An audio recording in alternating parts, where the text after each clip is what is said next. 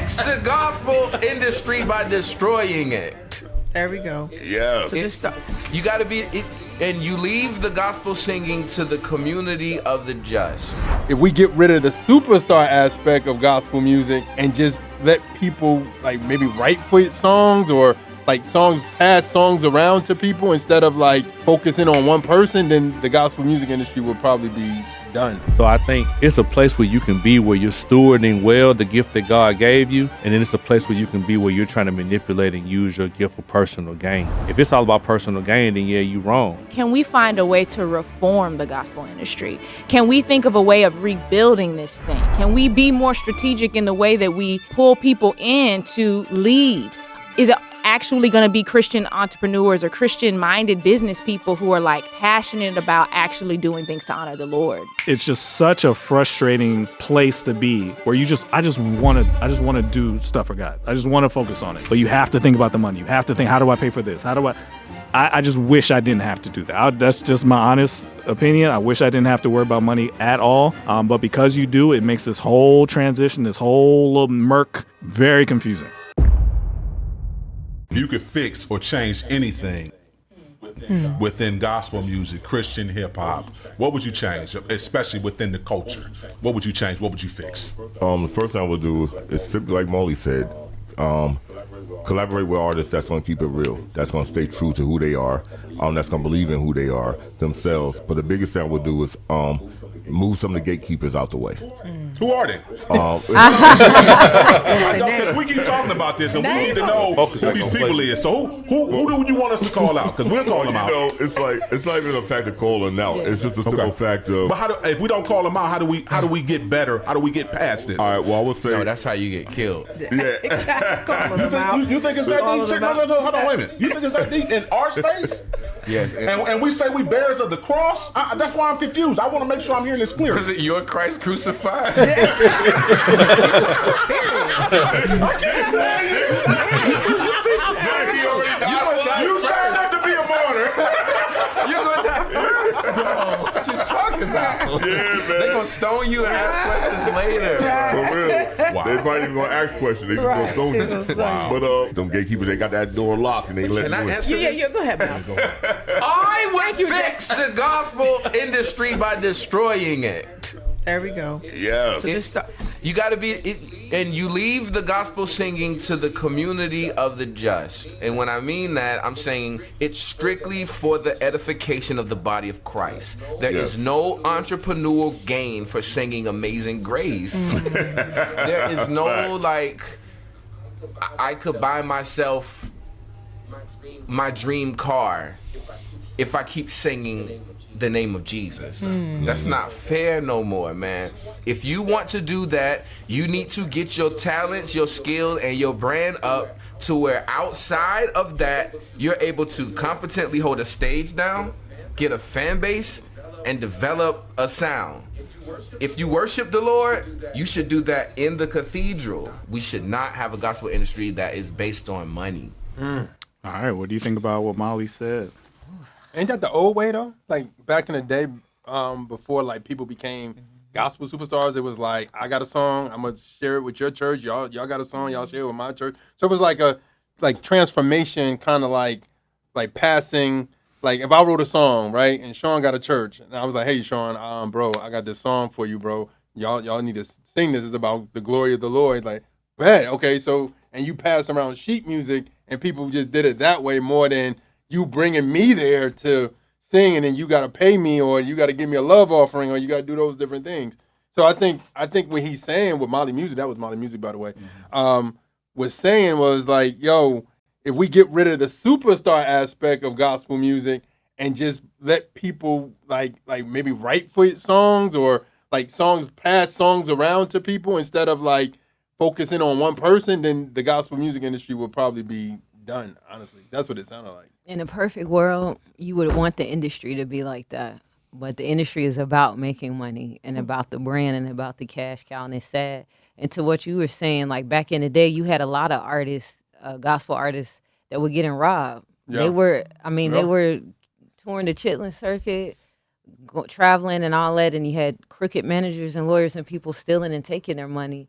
So I do see the value in them being able to maintain their funds, but then you don't want the love of money to corrupt you, which I think that's what he's saying. Because I'm sure artists, you want to make money from what you're doing. I mean, you could just do it just for fun or do it, whatever. But at some point, if you're a serious artist and you're investing so much money, you want to earn that, you want to get a return. Absolutely. But you don't want it to be, because you spend, it costs, you're an artist, I'm an artist, it costs money to do this, and it's a sacrifice. But at the same time, you don't want money to become a snare to you. Yeah. And that happens in the industry a lot, just the greed of it. And there are a lot of people who are unhappy because it's like, you're our cash cow. You can't take a break. We make too much money from you. It's all about money. Look at what, the big artist now going through litigation because his name got ruined because another rapper released a diss record and boom. And it's hurting his pockets. Yeah. So people really take that seriously. This is a tough. I want to listen to that full interview. No, go check out The Fix. Awesome platform. This is a tricky one though, because what is Molly saying? Is he saying that if you sing gospel music, do it for free? If you want a career, do secular music? That's a good question. Is he talking about artists being exploited and being like overlooked and used? I think he's more so saying you shouldn't be making money off of singing Amazing Grace. So if let's follow it all the way out then. So that means that to be an artist, you have to sing other things. So then we have the other problem of people leaving a missional career for a non-missional secular career. Yeah, I don't agree. So how do you balance both of those things? I don't agree with the statement he made. I know where he was going with it. And I agree with like my sister was saying, like, you shouldn't let money be the main foundation for what you're doing. Like, I think initially a lot of gospel artists, most of them hopefully, started out just wanting to use their gifts to give honor to God. God gave you a gift, he gave you a talent. You're able to travel and go different places and use your gift. It costs to travel. You got to record. It costs to record. You got to buy production. It costs for production. It costs for mixing. It costs for mastering. If I keep on spending, but I'm not recouping nothing in, how effective is how effective is it going to be? So I think it's a place where you can be where you're stewarding well the gift that God gave you, and then it's a place where you can be where you're trying to manipulate and use your gift for personal gain. If it's all about personal gain, then yeah, you're wrong. But Molly sing about Jesus. Ask Molly Music the last time he did a free concert. You know what I'm saying? So that's what I'm saying. Like, we gotta be so careful, man. People make absolute statements sometimes. You know what I'm saying? Like, it gotta be this or that. No, it don't. It just, you gotta just be somewhere where you have people around you who are gonna hold you accountable. People are gonna say, "Hey, man, you losing yourself. This ain't why we started." Mm-hmm. But if you're making money, steward the money well. Make sure you're doing the thing, investing into the ministry. If you got a local church, make sure you put money into your local church. You're paying your tithes. You're doing things like. But God gave you a gift, and if that gift takes you around the world, and people want to pay to see you, you're not in sin unless you start absorbing praise and start absorbing the worship and start absorbing all these different things, which can be hard without accountability. But I don't think you're wrong because you're getting paid to sing Amazing Grace. If you sing I can't sing Amazing Grace, you know what I'm saying, in a way that you want to pay to hear it. You know what I'm saying? So I don't have that gift, so you can't penalize people who have a gift. Somebody said, our guy 2.0 said, Molly Music is an oracle. Many didn't get what he was saying. If you're an artist, sell art. If you're a worshiper, worship. But don't sell worship and worship art. I just mean, what does that mean, like, practically? Like, what songs can I do for free and what songs can I do for not free? Wouldn't that... practically, how does this work? Wouldn't that essentially mean I need to do secular music at some point? Yeah. What's non-worship music then? But isn't he... That's exact...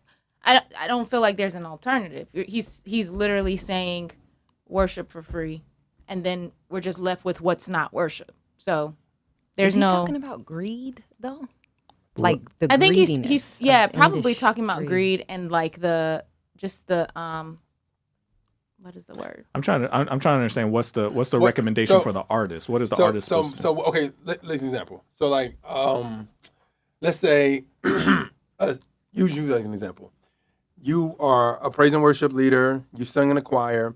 He's basically saying when you do that, sing unto the Lord for free, right? But when you create your own works of art, sell your works of art.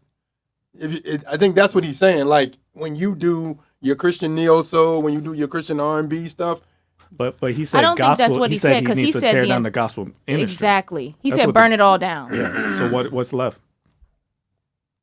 The artists maybe having more control and not greedy people. What I want to believe is what he's saying is if you are singing for the Lord, don't be uncomfortable singing that in these mainstream spaces. Just sing it in the mainstream spaces. Oh, so it's the venue that matters. Is what you're saying. I'm hoping that's what he's saying. I don't think that's what You know what's because this extends to us as well as content creators. A lot of people, I've seen a lot of comments where it's like, why don't you just turn off the ads? You should be doing this as just ministry, right? Why are you making any money back on any of this? What do you say to that? But Should all this be free to the public? Yeah. But this isn't. You're not receiving donations to continue the ministry. So, But there are a lot of rich there's people. There are a lot of rich Christians in the industry, and they'll make six figures, but they only live off a certain percentage of it, and the rest they'll give away or like donate. So should they be the ones funding us so we can do this? Because in a perfect world, ideally, that would be wonderful, but you can't live like that. Yeah, and you can't tell people what to do with their money. That's You know what I'm socialism, saying? ain't it? Like, you know, well, isn't the church kind of socialist? Like they shared we everything. talking about ministry, they right? spread everything out. we talking about ministry. That's how it should be like that, and that would be So if great. we viewing this as ministry, right? Paul gave us an example. He said, "Don't muzzle the ox." He was like, he said, "You want to muzzle the ox when the ox is treading the corn and doing all this stuff. Let them eat some. Yeah, let them eat some." So if you want me to fly on the plane to come to your church and sing to your church, if you want me to come over here to your youth group, if you want me to come do this and do this, like I'm taking time away from my family, time away from doing the things I need to do. I got to spend money on recording. I got to spend money on all this stuff. Like for me to be paid, I don't feel like it's wrong. Now, if me being paid is going to hinder you from hearing the gospel, if you don't want to hear about Jesus because I'm getting paid, then I say, you know what, the Lord will provide. You gotta be keeping it real. Like you was like, oh, you know what I'm saying? Like, don't just say that. You know what I'm saying? Cause I got I've had that discernment. too. You know what I'm saying? But and for me, I do my stuff different. But it's like everybody say if you got a money issue, but you don't want to give it. You got a money issue too. You know what I'm saying? Like if that's the case, so you can't expect folks to do all this sacrificing to be a blessing to you, and you don't want to contribute and give nothing. Like I mean, come on. But I do think he makes a valid point, because just from my stint working in the industry, I do feel like there's a trap set up when your primary financial provision is coming from doing art and worshiping, specifically, because it's like it actually doesn't matter if you're good with God, if you're okay emotionally, mentally, you're expected to get out here, tour, perform, sing this worship song.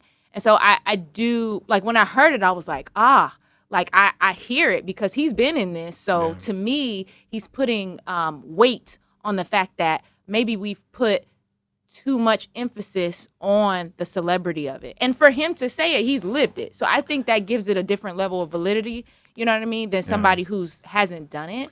But my thought, instead of saying like people don't need to get paid, my thought is, can we find a way to reform the gospel industry? Can we think of a way of rebuilding this thing? Can we be more strategic in the way that we, pull people in to lead? Is it actually going to be Christian entrepreneurs or Christian-minded business people who are like passionate about actually doing things to honor the Lord? That's my thought process, because I'm sure there's a way to reform this thing to be more God honoring. A lot of these questions are just questions. I would love for Molly to come here and just talk through, because these are hard things. You've actually interviewed him before, so I hope he can come back and just like answer some of these, because I think his mindset is in the right direction, but I know he's kind of had to go outside of gospel to kind of get his career to where he wanted it to be. So that's why I'm wondering, is that what he means for everybody to have to do? Did he though? I mean, he had that stint where it was like, okay, now you're kind of doing. Oh, you're saying, did he have to? Well, When he came out, he was the biggest thing, and I mean, he was huge in the church. Mm-hmm. I mean, you think he lost that? It come down to the individual. I think he's not tapped into that original audience that loved him for just like the MySpace days and when we initially discovered him. I don't think he's tapped into that audience anymore. I think he's evolved as an artist, and his songs But maybe change, what you know? he's saying is the way to do this the right way is to build that outside audience where you're not necessarily doing secular music. You're doing God-focused music, but for outside people. Isn't that the That where you, ain't maybe that, you could keep the inside stuff free. ain't that the PJ Morton model? PJ Morton, they all kind of did the same path, right? I feel like it's up to the individual, man. I think some people are gonna be out here crooked. Some folks gonna be out here doing it for the right reason. Some folks gonna be all about money. Some folks not. I think You can't just make one rule across the board for everybody to follow. I think the big question I'm not about coming all to work this free. is what we really wanted to talk about was gatekeepers. Yeah, let's get to the gatekeepers. Oh yeah. I think gatekeeping is one of those things. To me, it's like, and what does that look like? Is it what your boys say, the Christian Illuminati? Is it that? Mark We've been Wright, talking about gatekeepers He called us out. all year. I believe there are What did he gatekeepers. say? He called us out in the post. He said we talk about a lot of things, but we're not talking about the gatekeeping and stuff that's We've been going talking about on. gatekeepers all year. I believe there are gatekeepers, year. but I also believe that however far you're going to go, God is in charge of that. That's And what if I you feel. don't go far, God is in charge of that. And if you're doing things to help yourself go far, God is in charge of that too. I don't think it's nothing wrong with putting any effort in trying to get discovered or noticed or whatever, because everybody, look at social media, everybody's making reels and content to try to do that. But the way But God is in charge I'm of sorry. the results. Yeah. But I'm sorry, I didn't mean to cut you off. I think what he's saying is that it's not about that. It's about don't play kind of like what R. Swift said when he was here. He was like that key party situation is like crazy stuff going on and people are not saying anything and people just letting stuff go under the rug because they're gatekeeping. So if you walked in and you saw some foolishness, you going, I can't be a part of this because I'm saved. You know what I mean? So But I you think ain't gonna that's say what- nothing either. So Yeah. yeah. Yeah, I mean, But why don't we have more whistleblowers when it comes to the gatekeepers then? dollar bill, That's y'all. Molly said Well, why you they might out get there? killed. Molly And might you- get You a killed. blackball. but it's not always just Killing the Christian. it's not always just the gross stuff. It's the example that I had to cut out was he was just talking about how people who have established themselves in the gospel industry, when they see a new Pastor Mike Jr. or whatever his name is, right? They see new people coming in. They're like, well, I had to work 20 years to get here. You ain't just going to come and take my spot. He says that's where the gatekeeping comes in, where they feel like they've earned their position and these young whippersnappers are coming in and stealing their but territory. here's the Take problem. your spot. But here's I the thought pro- it was about Jesus. But thought it was about no. But the problem with that is About this: sales. you got to think about certain people in the time and era they came in. You know what I'm saying? Because it took you 20 years doesn't mean somebody who like fresh off the street who got a pure relationship with the Lord and is just writing stuff from a purity, and then their music get out and it's touching people.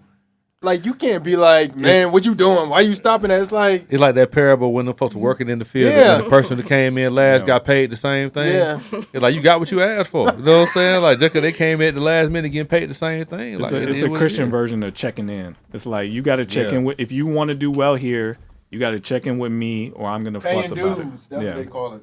But this really is making me wonder, like, is Christian celebrity, like, should that actually be a thing that people are trying to like Now, that's what have I as a agree with. goal and maintain? Like, because why are you trying to sustain a spot? It I don't all understand. starts that. with the very first question is, can you make a living off of this? Can you do it full time? And then once And you I don't start, know that once you people- start down that road, then you got to maintain your living. And then your living kind of gets more expensive, and then you keep having to maintain it, and then you become a gatekeeper where you're telling people to get off But your that's lawn. the thing, though. I don't feel like it should be Christian celebrities per se. I don't think it's a problem with somebody having a platform.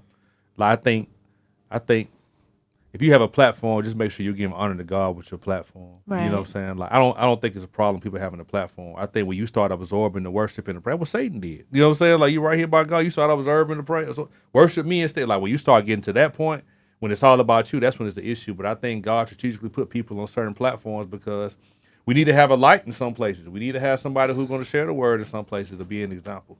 Like I don't think there's wrong with that. I think people start feeling themselves too much. So I get what he's trying to say, but that ain't everybody. Some people are able to maintain who they are and, you know what I'm saying, be comfortable in their skin and understand like this is for the Lord and they cool. Some people, they lose themselves. So you can't just make a broad stroke and just say you shouldn't do this or you shouldn't do that. I think it's according to each individual.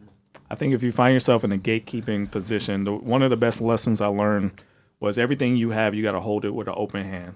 I've seen leaders and people with platforms hold everything like this, where if somebody wants to leave and do their own thing or somebody new comes on your block, You feel like you gotta like protect what you have, and you can't do that. Like there's a reason why you've seen anybody who's had a platform. We have no problem inviting them on our show and sharing any kind of space they want with us, because if I noticed that Miss Titus was doing well, which she is, you're doing a great job, and she's doing well, and I feel threatened by that, that's something that you got to be like, what the heck is that? Why do I feel that way? And you got to address that immediately. But I think a lot of people, that's how they feel. They feel like, well, I've been doing this for a long time. Here comes so-and-so. I got to like, hey, you're not ready for that yet. Come, I'll let you know when you're ready. Or, you know what I'm saying? You know what I'm talking about. So I that concept to me is, to me, a faith issue. That means that you're trying to make yourself get to a certain place with God versus allowing him to get you there.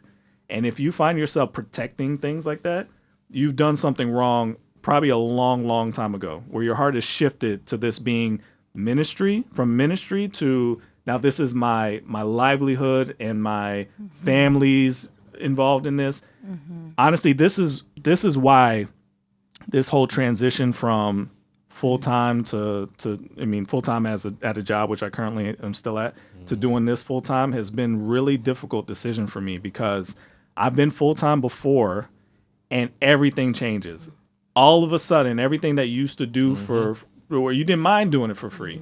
Now it's like, well, I have to get a return. Like I have to. Yeah. There's no question about it. Yeah. Those decisions become very difficult, especially when you're in like that flux area where you don't really have enough to make it. Yeah.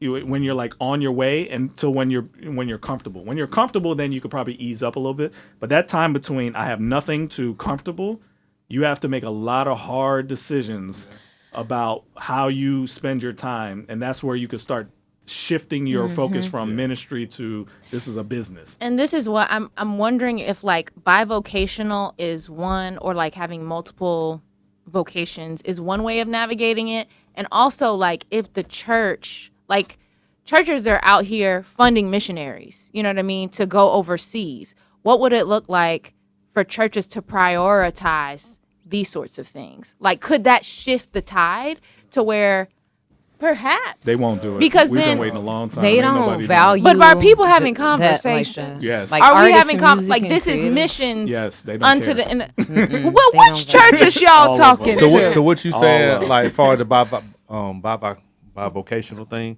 Yeah. I think people are bivocational because they have to be a lot of times. Just say you start doing something. Say, because if the show was in such demand to where it's like you nonstop, you're not gonna be able to be bivocational. Right. So I feel right. like Yeah, my once motto it's- is I'm gonna work until I can't. You know what I'm saying? Like I'm gonna clock in every day until I just can't clock in no more. Like That's the Jesus model. you know what I'm saying? Like, I'm not able to clock in no more. I was clocking in with no problem, but the demand is so high for what we're doing. And if you're doing it that way, and God opens those doors, you're not gonna have to worry about making decisions and stuff that's gonna be kind of questionable for the money. Because obviously, if it's in that much demand, everything gonna take care of itself. But there's even a challenge there, right? Because sometimes, even though your demand is so high that it competes with your day job, the money coming from that demand is not anywhere close to what your day job provides. But it's as demanding. You see what I'm saying? So it just depends on what the Lord putting on your heart. Yeah, that's an individual decision. Is He telling you to walk on water, or are He telling you to keep on clocking in? You know what I'm saying? Like, but that's when things like, okay, well now I need to charge. If I want to do it full time, I got to charge more. Now I got to start thinking about money more. Now I got to figure out, I can't do this one. No, you won't have to. What I'm saying is, I've seen situations where even myself, where I was going to a job, and then when things start happening, when you on the road 60, 70, 80 days out, like what job finna let you know what I'm saying? So you're not able to wait. And I wasn't sit here like, man, should I do this for the money? It was just like people were just booking. You don't have to make them decisions. I think business is what it is. Like you got to figure out your business model, and then also you got to figure out if God is leading me to do certain stuff for free.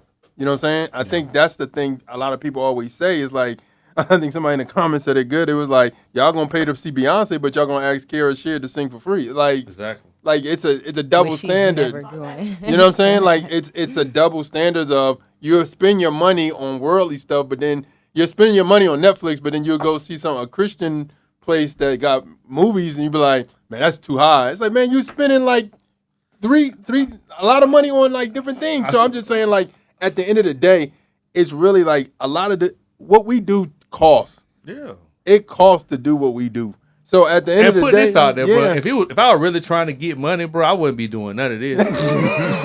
I know how to get money, bro. we really talking about getting some money, bro, like some real money. Like, we're not finna be doing this. No. It's plenty of things we could be doing for money. This has been So I'm like, negative, if somebody negative out money here, so far. yeah. Now, there's some folks who trying to pimp the church, you know what I'm saying? But if you're just a legitimate Christian who's out here spreading the gospel, using the gifts and talents God gave you, you spending money, you spending resources, I'm not in sin because I need to recoup that. Yeah. If you want a me lot to- of this is us trying to just get back to zero, not trying to Yeah, go north if of you zero. an artist and the dude say, hey, man, how much you charge for a verse? You say 200. Oh, man, you probably doing ministry. Bro, are you going to pay for my studio time? Yeah. Like, I got, so I'm supposed to come out the pocket to do your stuff? Like, come on, I've been bro. asked Like, to do that, yeah. Like, be real with yourself, bro. You know what I'm saying? Be real with yourself. Like, I mean, I think sometimes we so over spiritual. Like, I think just be practical. Yeah, Paul made tents. You know what I'm saying? I guarantee though. Like, matter of fact, why do he have a treasurer? He ain't had no job. He going around doing ministry. What?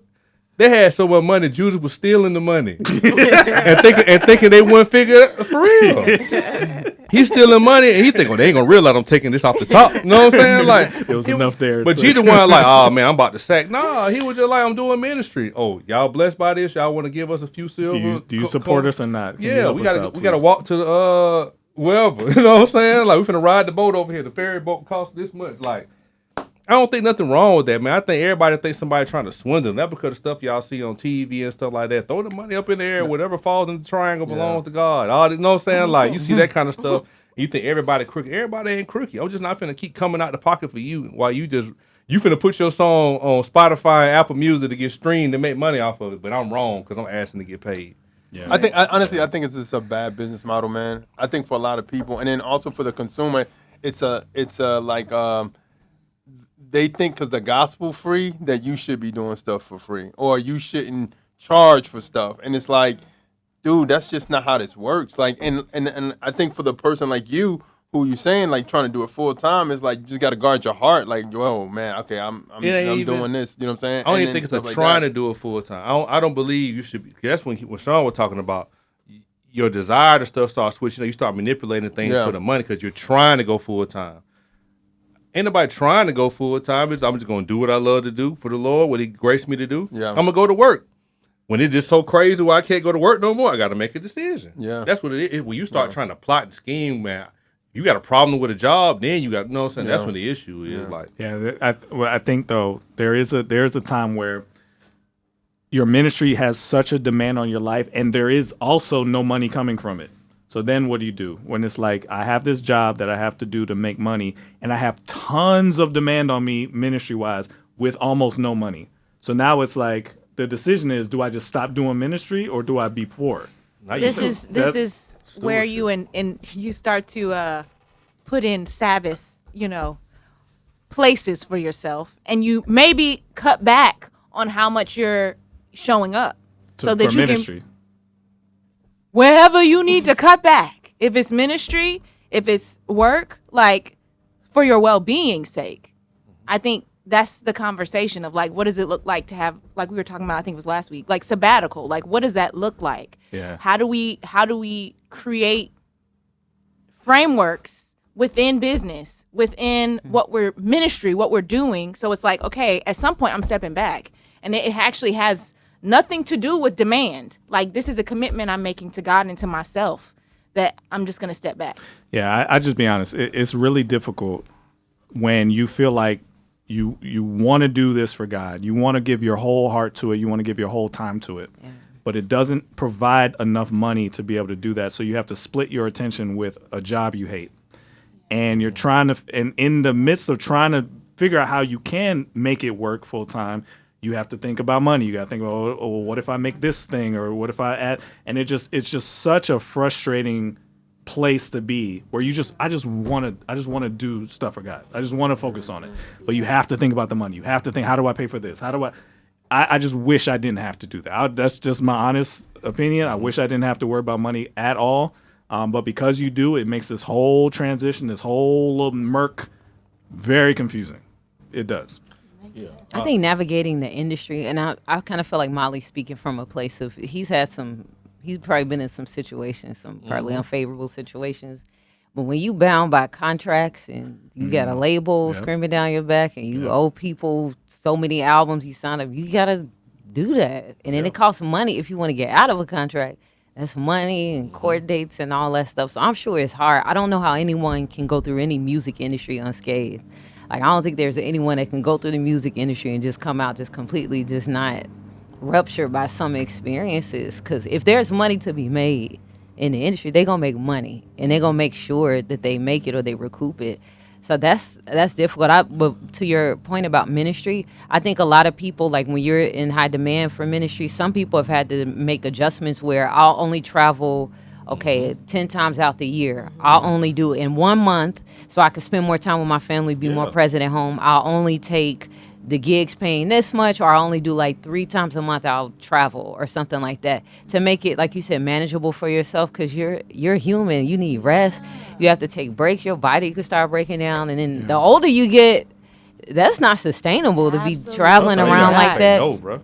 And you missing important moments. Like, I think you have to learn to prioritize your time so that God is honored, and so that you kind of, like you said, have the breaks that you need that are necessary to sustain your life. Because I'm gonna say, we're whether not you making the money or not, you still gonna have to say no sometimes. Like, that's true. He ain't gonna let you go everywhere and do everything. You know what I'm saying? That's just practical, especially if you got a family. If you married, you got kids, like, that's your first.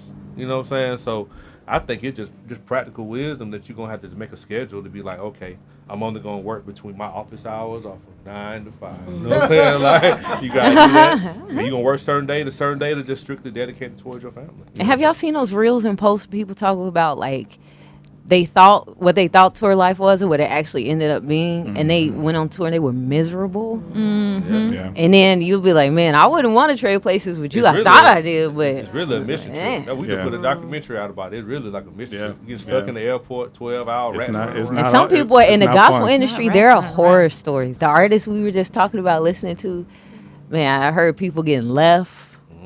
It's some bad stories that we've seen.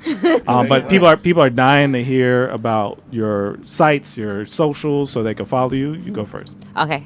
What's up, everybody? Aisha Marie. I am releasing a full-length album called Emmett Till Road in September, and I'm doing a concert album release at the Circuit in Fort Lauderdale. So if you're in South Florida, please come out and support that. It's going to be Saturday, September 13th. At the Circuit of Fort Lauderdale. I have a brand new single out called Food Desert. Make sure you stream that. It's on all streaming platforms. My IG is aisha.marie, and then my website is www.aishamarie.com. Man, that's kind of a hard act to follow because I don't have none of that going on. She's been practicing. Yeah. You can find me on YouTube, Miss Titus Jones. I'm on Instagram, Miss Titus Jones.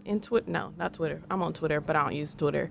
TikTok. So those are my main platforms. I recently did a talk at her church a few weeks ago, so that turned out good. So if anybody's interested in having me come speak about apologetics or something, DM me. Did I do okay? No, she did great. Okay. I'm not just saying it because you're my friend. It was a great presentation. Yeah, this was fun, though.